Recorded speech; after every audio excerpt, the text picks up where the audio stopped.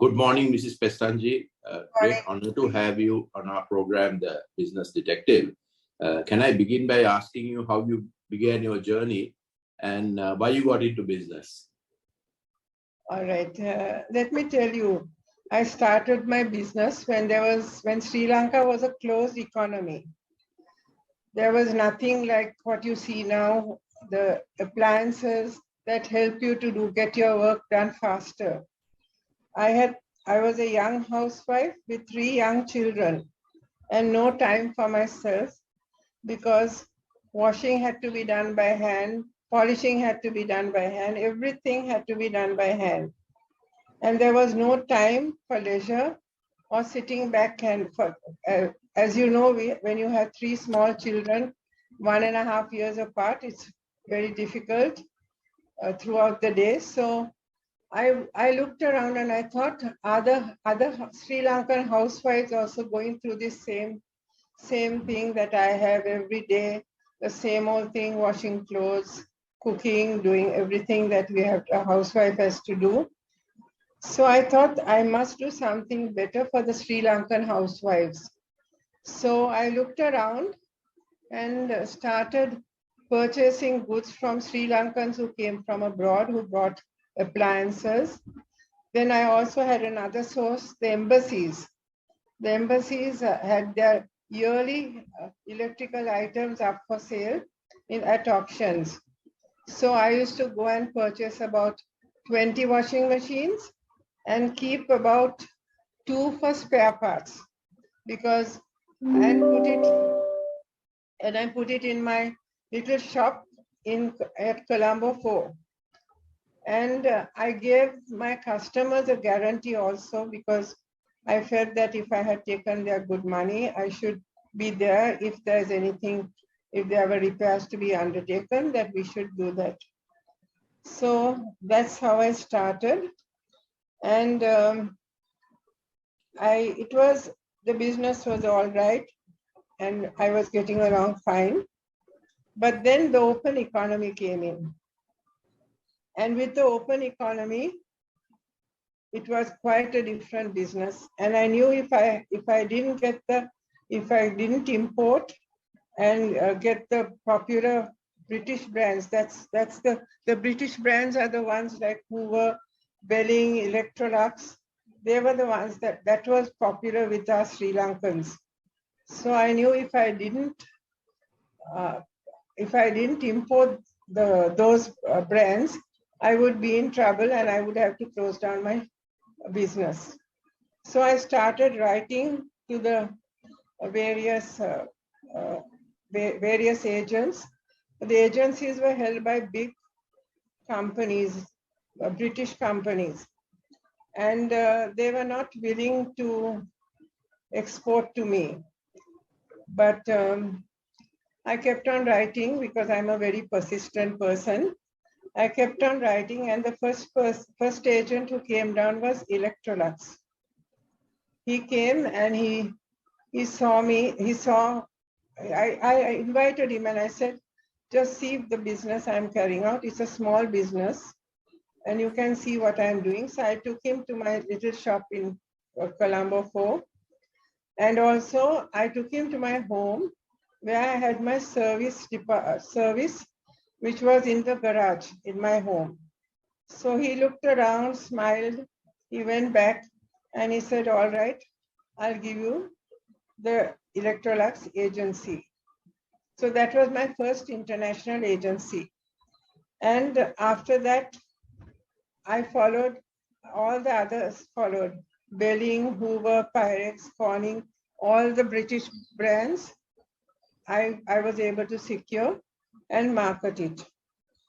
Well, that is how.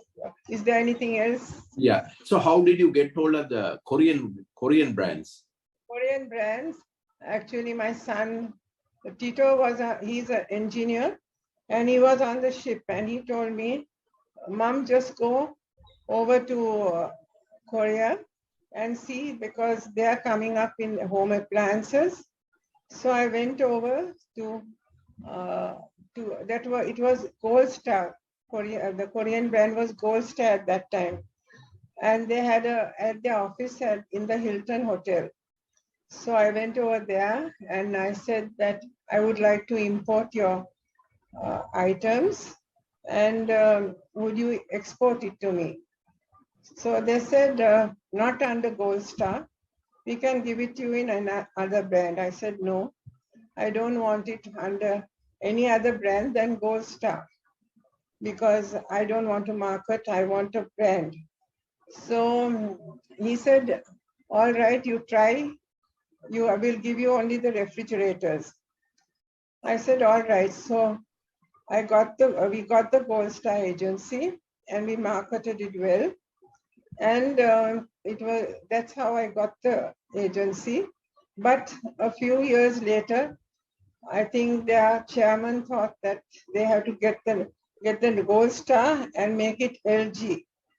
So I had already made Gold Star popular, and it was a difficult task again getting the consumers to accept the LG brand because they came back and said, is LG broke or what is it? Why is it that is Gold Star broke or what has happened? I said, no, it's not that. It's just a name change. And we are there. Abans is always there to service you all.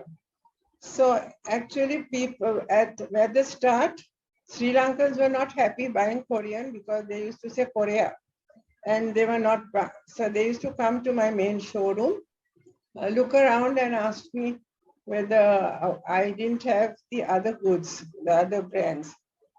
So I said, look, I said, this is a brand, it's a good brand and it's backed by Aban service. So we guarantee that we will give you a good service. So that's how the brand came. Okay. Mrs. Pestonjee, at that time, was it easy to get capital from the banks? No, I wanted to tell you, it was very difficult. The banks didn't want to give, and especially a small business like mine. So it was very difficult. So, but I started going to Bank of Ceylon. My husband knew, he was doing a paper business, so he knew some of them in Bank of Ceylon. And they started letting me open small LCs. So I used to go to the bank, sit down there and get them to open the LC to make sure that they would open the LC. And that's how they started. And I made sure when I opened the LC that I would give them, we used to do it on trust receipts to see that we paid the bank in time. So my business started to grow then. Okay. How was it easy hiring good people also then? Yes, at that time it was easy, but I didn't have many people at that time because my business was small, and I didn't find I started hiring people, and many of the people are still working for me. Some of them, the person I started the business with was one Alan Raffle. He was a technician, and with him, I used to check the goods, and he used to be there. And then later on, he headed the service department. So. Okay. Now, Mr. Pestonjee, how did you create this household brand name Abans? Because everybody knows this name now. It was not only me, it was also my family and all the other loyal people who are working with us for a number of years, who saw that the brand was kept alive. And I was very keen on keeping a good brand name because I felt that if I started a business, I wanted the people's trust, and I didn't want to take their money and just sit back and think, okay, right, I've got the brand and now it is all right and we can go ahead. But it is careful planning every day, even up to now. It's every day there's some problems that you have to solve to keep the brand alive and to keep the business. Okay. But what are the business values and ethics that drive your enterprises? Honesty, hard work, and persistence. Okay. One of the biggest challenges most companies have is customer service. How have you addressed this issue? Because your enterprise has become very big now, unlike in the past. Customer service to satisfy all customers, to be really honest, is very difficult, but we try our best, especially just now with the COVID going on. It's a really hard task because customers complain, they're at home, they're frustrated. So we have to deal with that too. Okay. What are some of the challenges you have faced in your journey as a businesswoman? The challenge I told you, when from a closed economy, we went into an open economy. And I was a small company with no resources, no proper resources. I had to face, I had the big companies, and I was not able to, I wanted to secure good agencies, like I said, the British brands. That was the most challenging time I had. And I got out of it, and we did well from then onwards. Okay. Now you got into a business, business at a time when it was male dominated.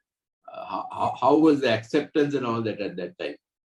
Well, I must say the it was a male dominated area, place, business, but I never had any problems, because if they saw that you knew what you were doing and you were equal, there, I think, in fact, they used to be quite supportive for the business, to do the business. So I never had, I have this, I'm always constantly asked whether you had problems with male dominated in a male dominated area, but I must tell you, I never had that. They were quite supportive. Okay. Your business has now actually moved out of the white goods industry as well. You have a finance company, you have started a hotel, apartments. What more are you planning to add into this group? Well, now I'm leaving it to my children and my third generation, my grandchildren, to get on with what is supposed to be done from now onwards. And the planning and all is mostly, they undertake most of it. And I guide them sometimes. And that's how it is right now. Okay. What advice would you give a young businesswoman who's just starting off? A young businesswoman who's just starting off, I would advise that you should think what you are really interested in. What would you like to do? Would you like to do? It can be anything. It can be landscaping. You can do cooking, anything. But you have to choose a career that you are interested in. If you choose a career that you are not interested in and only think that you are going to make some money out of it, I don't think it would succeed. It's something that you want to do for others, which you want to make other lives happier. I think I would ask the young ladies who are now going into business to choose what they would like to do and go on that path. Okay. The country has seen many challenges, right? What are some of your frustrations and what are some of the good things you like to see going forward? Well, I think changes that are constantly thrust upon the business world is very difficult for the business world to adjust. And that is happening quite often. I was speaking to some foreign people, and they were saying that nothing is constant, and they were doing business outside in India. And I said, I said, what do you mean? I said, there in India, it's much more difficult. He said, no, in India, if we start something, we are able to go through with it. But here, it constantly changes. So I think that's something that we should look into. Okay. My final question to you, Mrs. Pestonjee, is how do you like to be remembered finally? I haven't thought of that. I just want your legacy. Your legacy. I really haven't thought about that, Dinesh. I'm okay with what people think about me right now. I'm always telling my children, my grandchildren, that I have three things: honesty, hard work, and perseverance, which I have followed throughout the years. And I think they should follow the same. And that's how I would think. And that I would also advise people who are starting business, who are doing business, to follow those principles. Maybe it will help. Okay. Thank you. Thank you, Mrs. Pestonjee. Great talking to you. Welcome. Welcome.